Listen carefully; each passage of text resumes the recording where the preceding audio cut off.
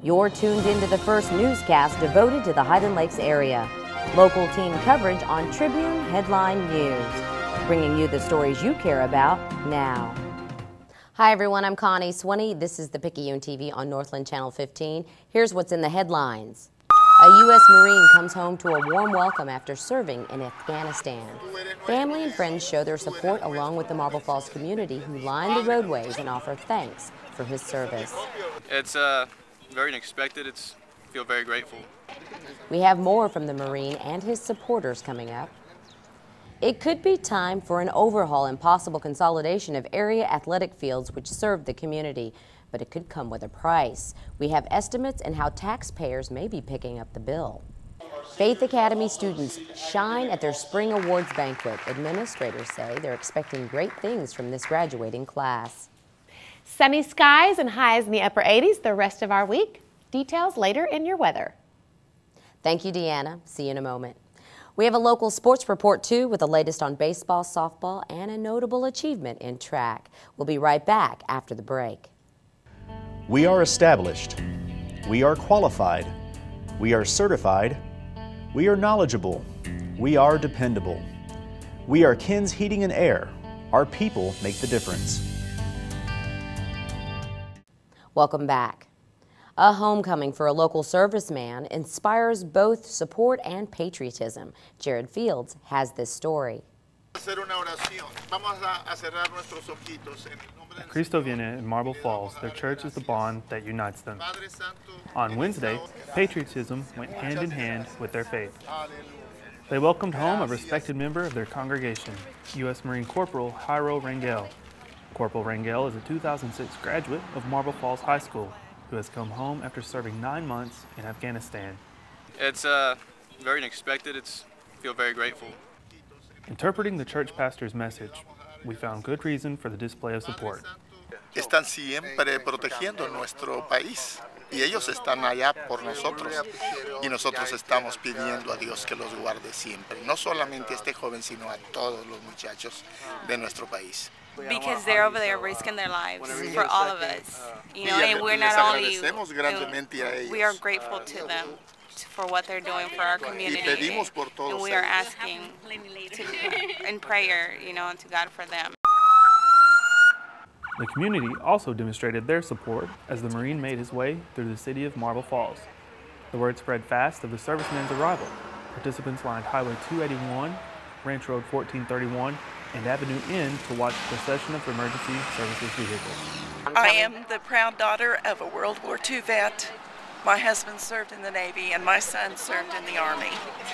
And every single man and woman that put on the uniform are heroes to me. So if I have the privilege of getting to stand out here and welcome one home, so be it. I want to keep in mind every person that's serving in the military that's away from home. I'm sure they're missing their families just like we're missing them.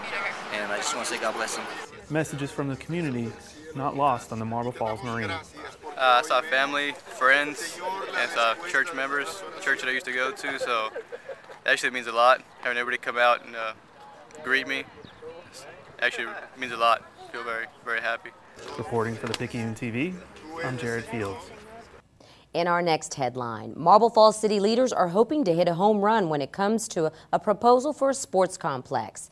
But at what price? A tour of the community of Marble Falls reveals local facilities are lacking somewhat. A single ball field at Johnson Park, used primarily for adult leagues, is well worn and limited in size.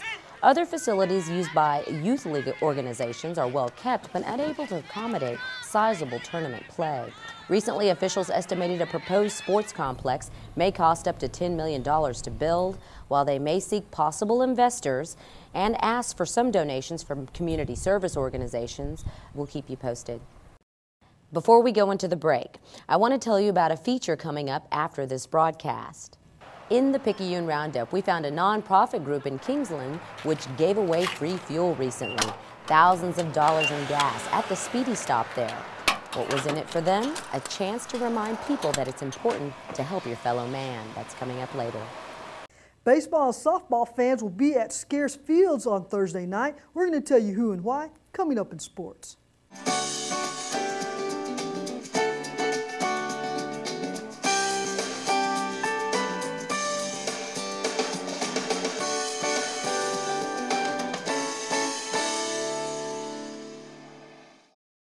Welcome back. Here's Deanna Nail with a look at your weather forecast over the next few days. Hi everyone, I'm Deanna Nail back with your PicayuneTV.com weather here on Northland Cable Channel 15 and the PicayuneTV.com. Well, it looks like we'll start off our Thursday with morning low clouds. Let's take a look at the rest of the day.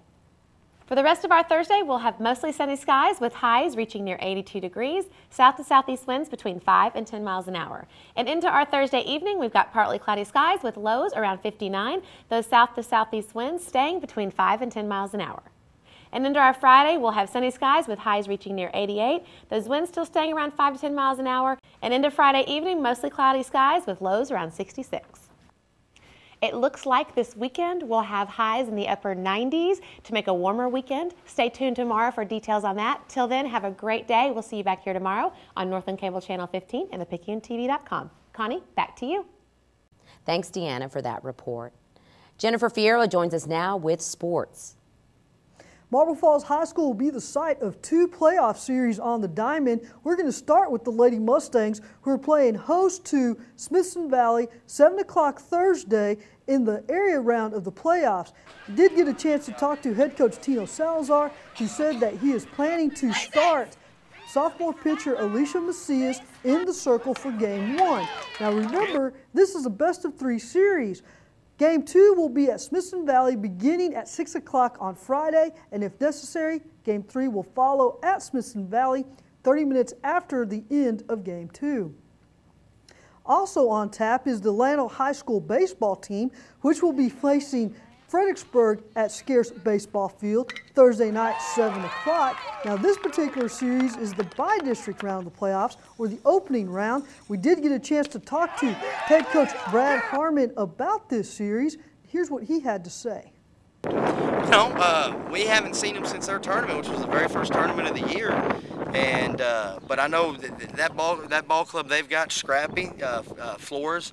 We've seen him for 2 years. We saw him as a freshman at Ingram, and then we saw him last year, a sophomore, and now he's a junior there at Fred, and a very good pitcher. And he's going to mix it up, and you know, they're going to be ready to play. Coach Doucette is a tremendous coach, tremendous person. You know, we've become really good friends. You can bet they're going to put the ball in play, and they're going to do the little things. They're going to be able to lay down a bunt. They're going to be able to run the bases right. You know, that district they're in down there is not an easy district either, and to get second place, you know, a week ago they were playing Bernie for the first place spot, and you know, none of them's going to be easy from here on out. I mean, every team we run into is going to be well deserving to be there. Harmon said that he did not predict starting senior pitcher Dallas Redden, the ace of the pitching staff. Rather, he was leaning towards starting junior Clay Tarter or senior Taylor Osborne, who pitched 2 innings of shutout baseball against Liberty Hill on Saturday. We do have one more bit of Mustang news we'd like to share with you. Sophomore Cody Schultz finished 5th overall in the 200-meter dash at the regional track meet on Tuesday. He finished in 22.63 seconds, and that officially ends the track season for the Mustangs. That's it for sports. I'm Jennifer Fierro. Connie, back to you. Jennifer, thanks. In our final headline, Faith Academy officials recognized the top students in the graduating class. The last day of school for Faith Academy was on Monday. At their annual academic and sports banquet, they honored students who excelled and did their best throughout the school year. Students were recognized for achievements in fine arts, academics, and sports. The Spiritual Crown Awards were given to Randy Burton and Shiloh Reeves. Seniors Taylor Vaughn and Zach McAnally were presented with the Servant Leaders of the Year Award. This senior class is going to be very difficult to say goodbye to. I mean, when you look at their accomplishments, top to bottom, I mean, these kids have just, they've represented the school with class and with dignity, with honor. And what more can you ask from a group? So, you know, it's bittersweet. They're ready for the world. We're ready to send them, but at the same time, my goodness, what a hole. Faith Academy officials are currently tabulating final grades and expect to name the valedictorian and salutatorian within the next couple of weeks. Those were your headlines. Stay tuned. Coming up next, the Picayune Roundup, where we have the best images from the Marble Falls Relay for Life. Also, we want to remind you that it's an election month. May is host to city and school elections, and as a public service, we have our candidates forums coming up after the roundup, Granite Shoals candidates for city council. Thanks so much for watching. For the Picayune TV, I'm Connie Swinney.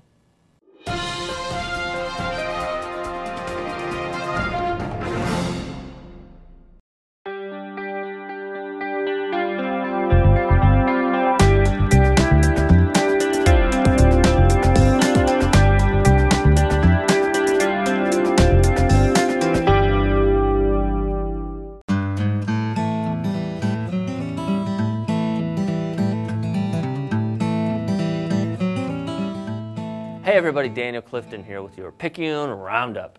In this week's episode, we highlight volunteers who take a stroll to battle cancer, as well as a feature about a few cooks who really like to stir the pot. On that note, let's start with the Howdy-Roo Chili Cook-Off. Hundreds of competitors will be stirring up food and fun at this weekend's cook-off. The annual event is sponsored by the area Cassie Pod organization. This year, Howdy Fest is also host to the 17th annual Lone Star Barbecue State Championship.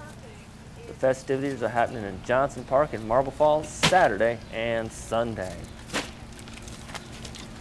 Now, how about some free fuel? Well, we found out about a nonprofit organization which gave out over $2,000 worth of free gas at the Speedy Stop in Kingsland on Tuesday evening.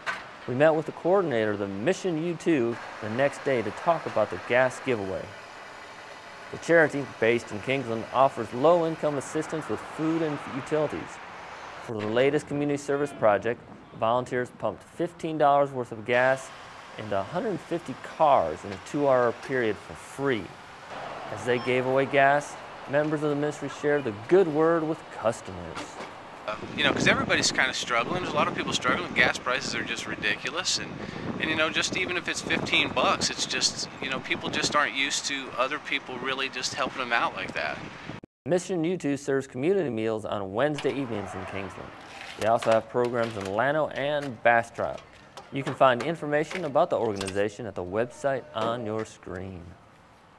And finally, we wanted to share with you some of the best images we captured from the annual Marble Falls Relay for Life on April 29th. This year's event took place at the Marble Falls Middle School. Hundreds of participants circled the track to raise money for cancer research and awareness about the disease. They also remembered those who lost the battle with cancer. Participating teams included Team Security State Bank and the Cancer Research Center of Austin. The all-night event included creative and colorful themes and the lighting of the luminarias. Well, that was your Picayune Roundup, folks. Thank you so much for watching. And don't forget to pick up the latest issue of the Picayune, where you can find the stories we cover on this broadcast. For the Picayune TV, I'm Daniel Clifton.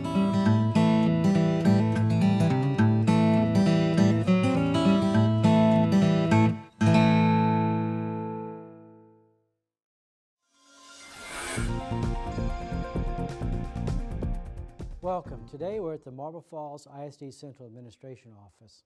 Our guests are the Granite Shoals City Council candidates. Stay tuned as we ask them the hard questions.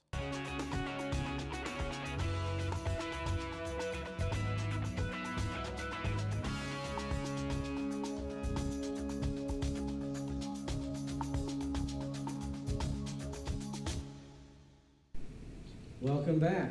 Today we have candidates for the Granite Shoals City Council races.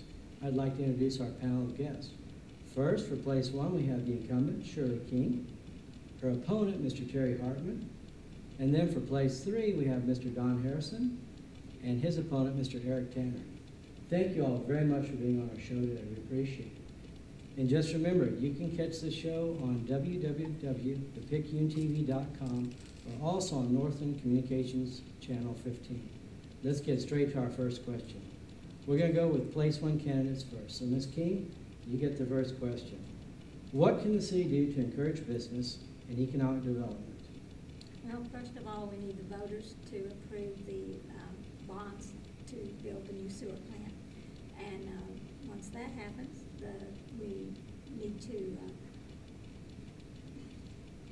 encourage businesses to come here, and I would like to see the 131 acres that the city owns to be able to be developed into commercial property and for businesses for the citizens and for park and recreation uses. Good. Well, thank you, Ms. King, for that answer. And now also for place one, Mr. Terry Hartman, what's your response, sir, to that question? My response to that question is that we need a sewer treatment plant, because without it, businesses won't come in. And as you travel down 1431, there are a lot of derelict buildings on there. And something should be done about those, because if they get flat land, somebody that wants to put a business in takes one look and says, oh, there's a nice spot to build. And they don't have to look at a building that's falling apart literally on 1431. Also, it's for growth for the city. So we need the sewer treatment plant. It may be where it was originally scheduled, or it may have to go back up on 131 acres. Depends on what the voters do. Thank you, Mr. Hartman. And now for place three, we're going to throw the question first to Mr. Don Harrison. Same question, sir. What can the city do to attract economic development and encourage business growth? The thing is twofold. Number one, we do need a sewer treatment plant, and I would strongly encourage us taking a second look at the sewer treatment plant. I feel that the current sewer treatment plant is located on property and is not set up to benefit the majority of the citizens of Granite Shoals. We do need a city sewer treatment plant, but I do believe it should be on our own property. Secondly, we need to look at the code enforcement. In 5.5 years, we have not had one that I know of commercial operation that's in single-family residential shut down. We have contractor yards all over Granite Shoals. They've been overlooked. Nobody has looked at them. Those keep residents from coming in and building nice homes. That's the second thing, so that's twofold. Thank you. Good, well, thank you very much. And also for place three, Mr. Eric Tanner, how about your response to that question, sir? Well, my response is that currently Granite Shoals derives its revenue from two primary sources, water sales and residential property taxes. And I'm a waterfront owner, and waterfront owners pay a disproportionate share, 70% of the property taxes in Granite Shoals. The only way that's going to change is for us to develop economic growth in terms of commercial and industrial, and without a wastewater treatment system, that's not going to happen.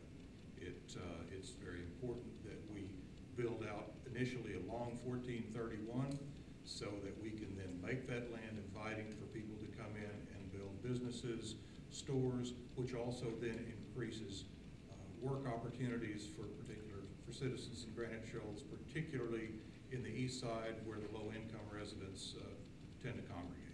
Thank you, candidates, for that response to that question. Now we're moving on to question number two, touching on a somewhat controversial subject. Right now, Granite Shoals is a city that's based on septic, but on the ballot May 14th is a proposition for a wastewater treatment plant. We've already touched on this a little bit for candidates, but we're going to ask them to specifically state how they feel about the wastewater treatment facility that's proposed in the ballot. First, we'll go to place one incumbent, Shirley King. Ms. King, how do you feel about that deal? I believe we need to build the new wastewater treatment plant, and that would provide a shopping convenience for our citizens, and it would provide sales tax revenue for the city. And Marble Falls collected $5.8 million this year in sales tax revenue, and the city of Granite Shoals only collected $73,000. If we had more sales tax revenue, we'd be able to do major improvements to our streets. We'd be able to put in new water lines, and we'd be able to do a lot more things for the citizens, and we'd be able to clean up Granite Shoals. Well, thank you, Ms. King. And Mr. Terry Hartman, place one candidate. Same question to you, sir, about the wastewater treatment facility. Well, we definitely need a wastewater treatment facility. Where it's located at the moment, I'm not sure of. But I know we have to have it because, as Ms. King stated, we have to have revenue and we have to equalize out the tax base. That's the important thing, get that tax base equaled out. And right now, as it's been stated, that the waterfront pays the majority of the taxes. And if we can get the sewer treatment plant in, then it will equal out the tax base. That's just how I feel about it. Well, good, Mr. Hartman. Thank you very much. And now to our place three candidates. First, Mr. Don Harrison. Mr. Harrison, how do you feel about the wastewater treatment proposition? I feel that everybody's in favor of a wastewater treatment facility for Granite Shoals. But I also feel that just a couple of city council meetings ago, the engineering firm stated that the wastewater treatment plant would be less expensive if it was put on the city's own property. As it currently stands, phase one will not benefit the majority of the citizens of Granite Shoals. They will be paying for it for 8 to 14 years and not have a sewer hookup. The developers that own the property that they're currently putting on will be on phase one. They will be one of the first ones to get sewer. Now, if it was put back on our property, we could do it less expensive. And it would benefit more of the citizens of Granite Shoals. Thank you. Good. Well, thank you very much, Mr. Harrison. And Mr. Eric Tanner, also a place 3 candidate. Your feelings on that issue, sir? I strongly support the establishment and the construction of the wastewater treatment system. As regards to the location, the land involved in the development agreement between the Barnetts and the city, they are offering a total of 25 acres to the city free, so in essence the city owns that land. It's 15 acres, a total of 40 acres, 15 acres for the plant site and 25 acres for distribution of the wastewater. So I think ownership of the property is really not an issue. It's whether we should build it and where the first emphasis should be. And in my estimation, it should be along 1431 so that we could attract business development as we talked about in the previous question. That way we can develop commercial property tax, sales tax, as Ms. King has talked about, and begin to ease the burden on the local property taxpayer. Again, nobody will pay for connection fees to the sewer system, and nobody will pay tap fees. They won't pay any service fees until they are connected. Well, thank you very much, Mr. Tanner. And now to question number 3. The city of Granite Shoals has some distinct economic differences among its residents. If you were elected to the council, how would you ensure that all those different voices were heard? And again, we'll start with the place 1 incumbent, Shirley King, please. I've been a voice for the citizens for many years now. I've fought to keep the water rates as low as possible for the lower income citizens, and I voted for the tax freeze to help alleviate the tax burden on the waterfront property owners and everyone over 65 or handicapped. Good. Well, thank you very much, Ms. King. And now to your opponent, the same question, Mr. Terry Hartman for place 1. Well, my feelings on that is that Granite Shoals is all of the citizens. It doesn't matter whether you live on the west side, the east side, the north side, or the south side. We are all citizens of Granite Shoals. We all have things that we need in our neighborhoods. One way to do that would be, as I've seen in other cities, town meetings. You know, then get the groups together and talk. We have to go to a church for a town meeting. I mean, there are several places you can have town meetings in Granite Shoals. So I feel that would be a big help, and that would put everything out on the table. Then recommendations can go forward to the city council.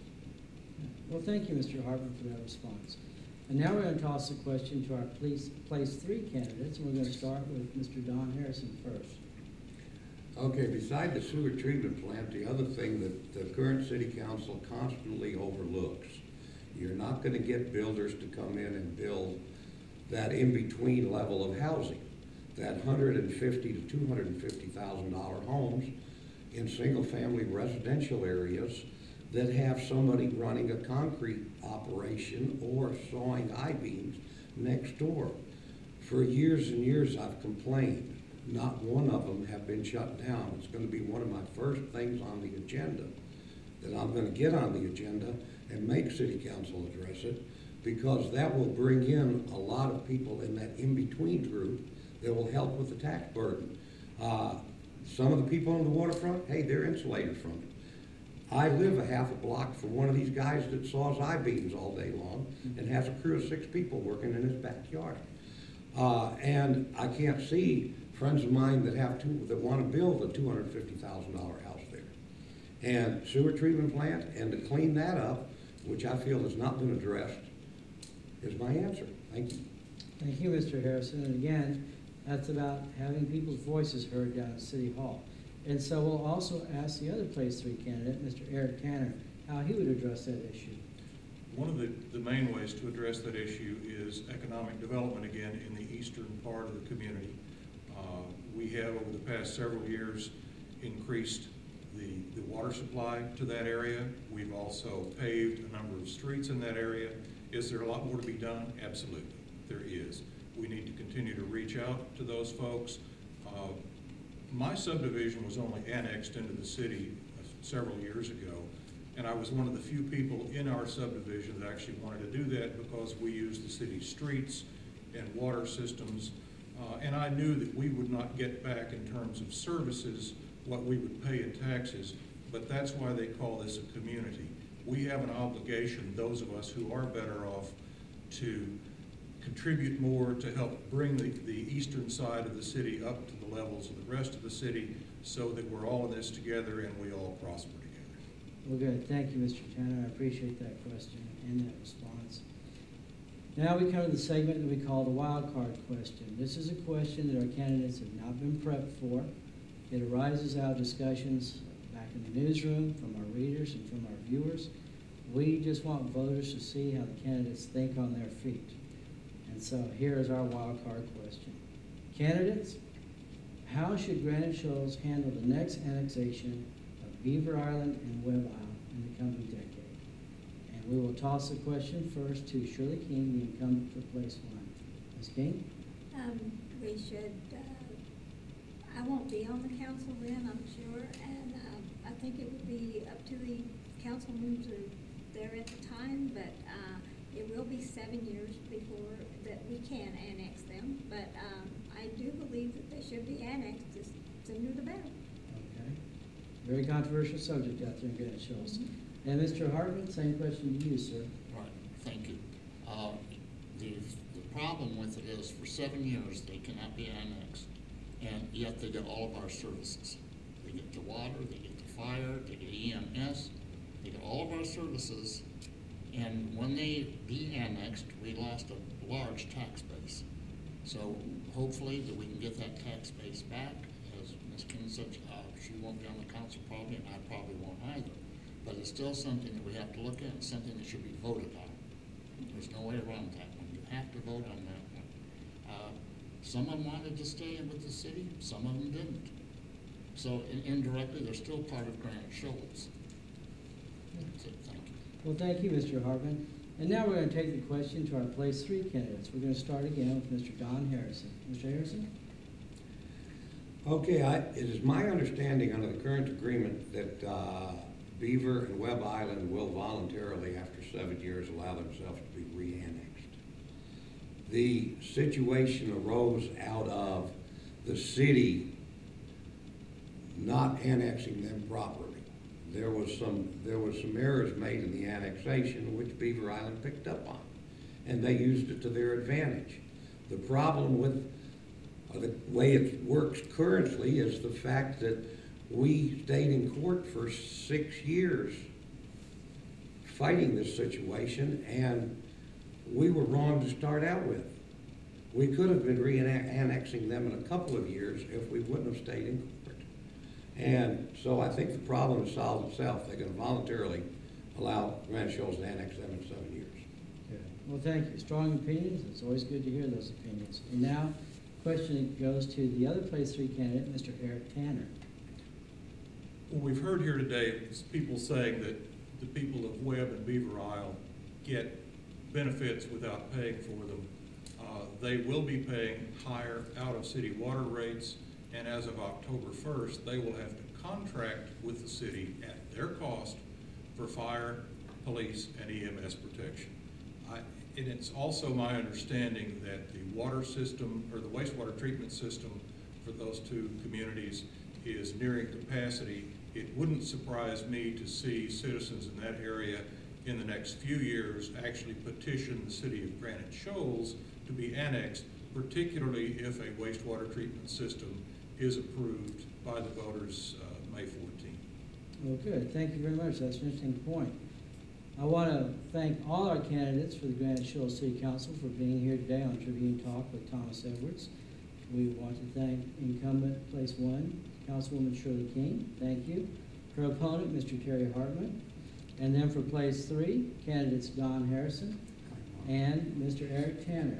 Thank you all very much. I also want to remind our viewers that we have two mayoral candidates who could not be here today, Dennis Meyer and Peggy Metzger, so don't forget them. Remember to go exercise your right to vote on May 14th, and check us out always on www.thepicayuntv.com, as well as on Northland Communications Channel 15. I'm Thomas Edwards for Tribune Talk. Thank you very much. Have a good day.